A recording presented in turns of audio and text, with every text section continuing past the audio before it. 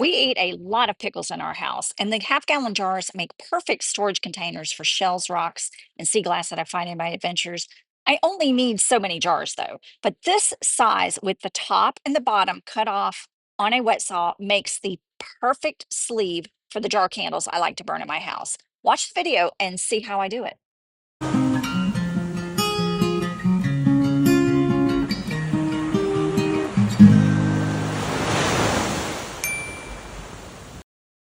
I'm going to use my cup turner just like I would for wine glasses, but obviously it is not going to fit on a small pool noodle. So I have to get creative, and I'm using just a regular towel, bathroom towel, wrapping that around the turner arm, and it fits just fine.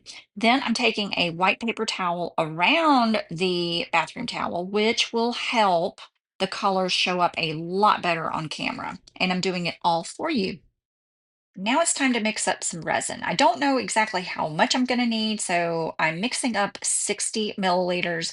I am going to use KS Resin Liquidy Split, which is my absolute go-to when I'm doing resin wine glasses. And the reason I like the KS Resin Liquidy Split is because it's very thick and it doesn't need a deep mold for and it stays put on the glass as it's turning. Whatever pattern I make with my resin or alcohol ink or whatever I'm using on the glass, it stays put until it cures. And it's going to be cured to the touch in about 4 hours. And that's what I love so much about the liquidy split. The hand mixer does introduce a lot of bubbles into your resin, but I don't really care because I'm going to get the bubbles out anyway with my heat gun. So I poured a little bit into a smaller cup, and in the bigger cup, I'm going to put like probably one pretty big drop or let's make it 2 drops of the KS Resin liquid resin dye in turquoise. This is absolutely my favorite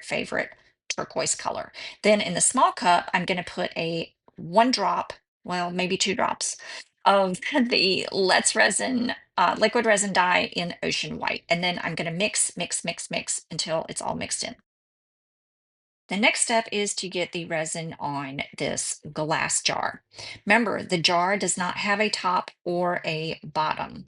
I'm just putting a pretty thin layer initially on the jar. I probably mixed up a little bit too much resin, but I don't really need a very thick layer on the glass in order to create a really pretty pattern.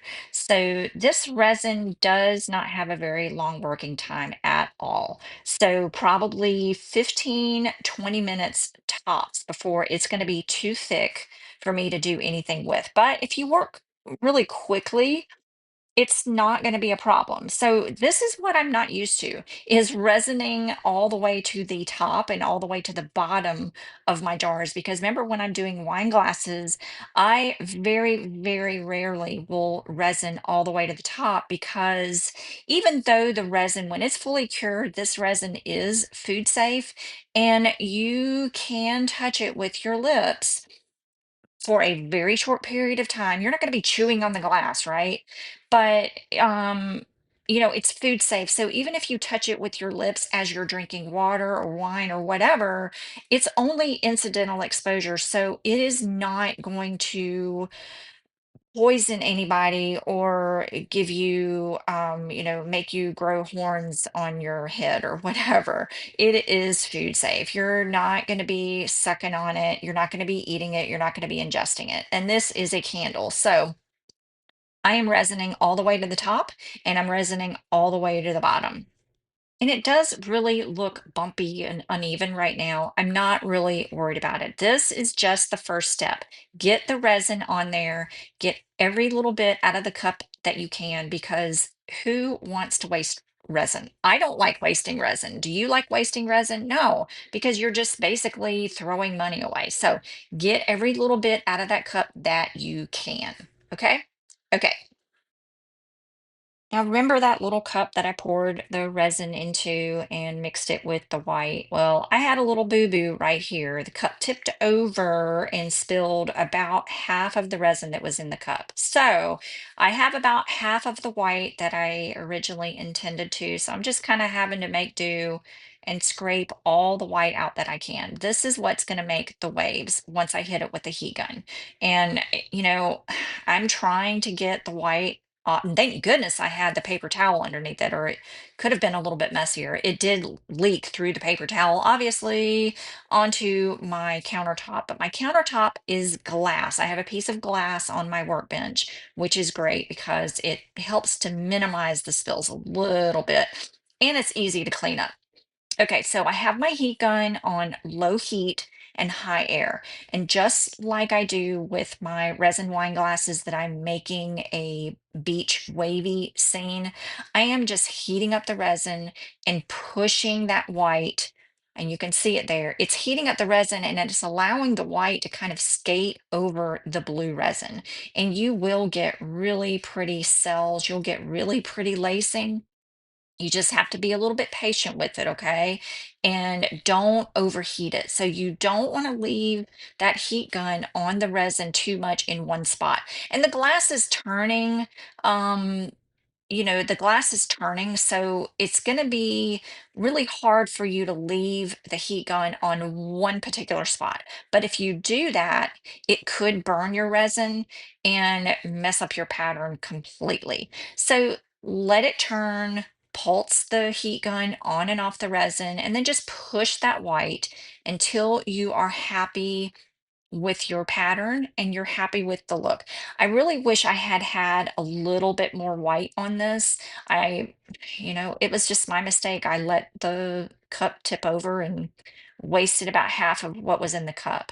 But it's still turning out okay. I really, really like it. I do want to mention too that as the resin heats up, it is going to run. So don't be concerned with that. You don't want to heat it up too much and allow it to drip off because, once again, you're wasting resin and no one wants to waste resin, right? But just let it turn and let your pattern develop. And that's pretty much it. And now we just need to let this cure overnight or a couple of hours, and then we'll come back. So I did get a little bit impatient and decided to try to take this off of the Turner arm after about 4 hours, but it's dry to the touch. It's still a little bit sticky, so I do have to be a little bit careful with it so that I don't leave fingerprints, which I tend to do. But I'm also very impatient. I'm a very impatient person. Sorry, not sorry. So very gently, just trying to pull it off without getting any fingerprints. And there it is. I am actually really, really happy with the look. Um, there's my candle, and there's the candle sleeve. Ooh, wait a minute. Do I get fingerprints? No, it's good. So I'm trying not to get fingerprints. And it fits perfectly. It's the perfect height. It's the perfect width. I really, really love it. I really, really love it. Look how pretty that is. Not that the jar was ugly to begin with, but this really just matches my whole living room.